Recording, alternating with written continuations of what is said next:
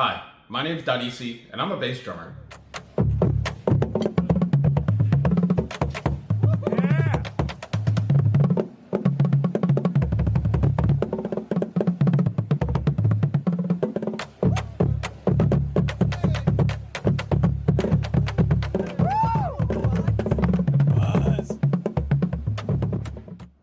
Welcome to the second episode of the Bass Break Breakdown series.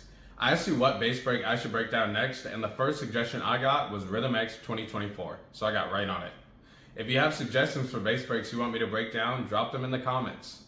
They've got 2 bass breaks in this show, and we're hitting both of them. Let's not waste any time. Here's the first bass break from Rhythm X 2024.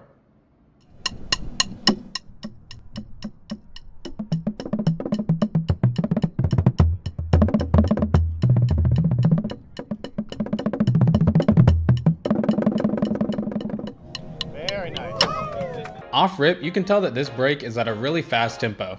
That can cause some problems that we'll talk about in a second, but I also want to highlight the nuance and musicality that they're playing with here. There isn't a ton of notes, but there's a great approach to balance, blend, and shaping that makes this really pleasant to listen to. Let's hear it one more time and keep our ears open for the stylistic approach that they have.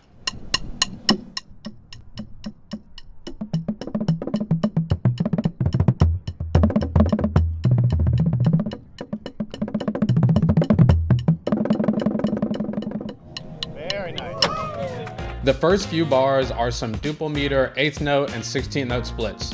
You could give this to a lot of high school bass lines and they could probably play it, at least under tempo. But there's definitely something intangible about the way that Rhythm X plays this phrase that sounds way better than any high school would, and I'm gonna try to put this into words for you. These 5 fellas have agreed on the feel and direction of this music. They've agreed on what the macro phrasing is and how they're gonna get there.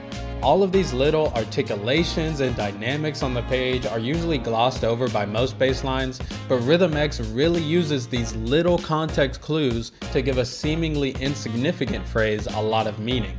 This attention to the macro phrasing allows the drummers to forget how quickly these notes are coming at them. A typical bass drummer might hear the metronome at 220 and get anxious at how fast they're going to have to count and how quickly the music is going to move. But when you find the macro rhythm to groove to, all of the little partials in between become much easier to manage. To illustrate what I mean, I wrote a little drum set groove to this phrase. Consider what's more comfortable to listen to, this phrase with a metronome or this phrase with a drum set. Here's the example with the metronome.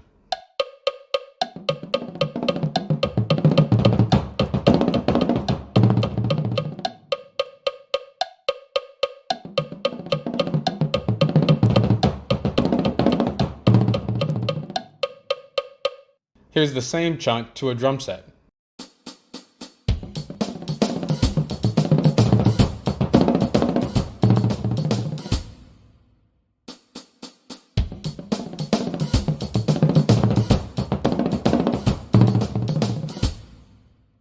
With the drum set playing the implied macro phrasing, you can feel this music the way it's meant to be felt. This is the sort of mentality I'm assuming they approach this chunk with. Take the emphasis off of the quarter notes and shift it to the beats that are meant to be emphasized. One other thing I want to bring attention to here are these really easy to miss turnarounds in these single splits. Bottom bass has one and second bass has one. Alternating between ups and downs like this is really more difficult than they make it seem. It's very easy to be early on that first downbeat after playing the ups, but when these guys play this chunk, their timing is so solid you can't even tell that they're alternating the single splits. If you're sight reading some show beats, watch out for these turnarounds, they will catch you by surprise. Moving on, we've got some more 16 note splits and a solid hand-to-hand to cap it off. There's another little tricky part in here that a lot of people might not notice, but it happens all the time in bass drum writing.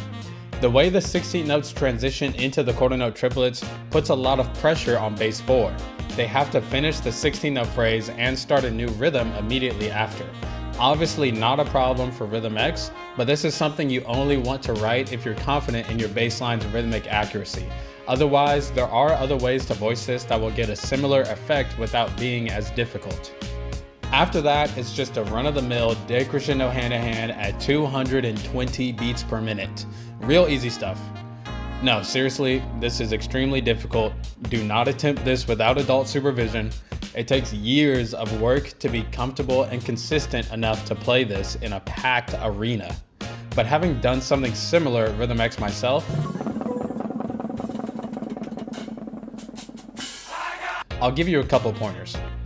Number 1, drive. No way you're hitting this if it slows down. And I really doubt you're gonna speed up considering how fast it already is. It's the top bass drum's responsibility to ensure this split stays in time. Number 2, listen. You have to play with your ears, not your hands. The upbeats are easier to find if you slightly underbalance. You'll be able to hear top bass instead of getting blasted by your own drum. And once you can find the split consistently, then you can adjust the balance however you like. Number 3, get reps. A lot of reps. Let's take one more listen to this break before we move on to the next one.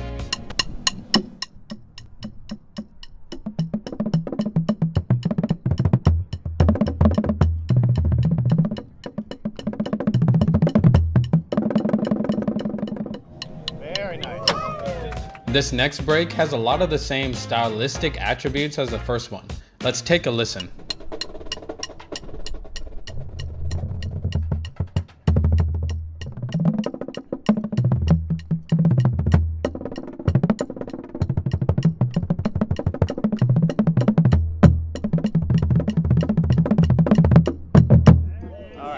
You can tell that this bass line holds musicality as a central component to the way they play. The way they move through dynamic shaping together, the intent behind their accents and taps, how they use different playing zones, it all lends itself to a really refined piece of music. And that's something we should all be striving to do more of when we play bass drum. They have this ascending single split here that's pretty fun. The worst thing bottom bass can do is change their fundamental approach to splitting singles. For a split like this, bottom should be playing it like they're splitting with bass 4 the whole time. As long as the other bass drummers do their part and play good eighth notes, the split should come together fairly quickly. A smart check for this might be to have bass 4 double down on all of the eighth notes. This will give the bottom bass something to listen to so they can get comfortable, and it gives the other bass drummers an opportunity to align themselves to a pre-existing eighth note grid. Then when we take bass 4 out and play it as written, everything should align neatly. The last thing to mention here is the 9-lit buggettas at the end. This is another time where you shouldn't get too caught up on the micro rhythm. A long phrase with a consistent rhythm like this will benefit from less checkpoints because you feel less pressure to overanalyze and make incorrect adjustments. Obviously, break the part down as much as you need. There's a ton of checks you could do for this that would be beneficial. Quarter note triplet check, isolating different buggettas, filling in specific partials. But what I'm saying is that when you're nearing the end of the season and need to take this from good to great, you should be playing one long rhythm instead of playing a bunch of short rhythms. For this specific example, I would just keep track of every beat 3. If I can play this as 2 4-count phrases, I can keep a consistent rhythm without having to think too much. Let's hear how they move through this excerpt one more time.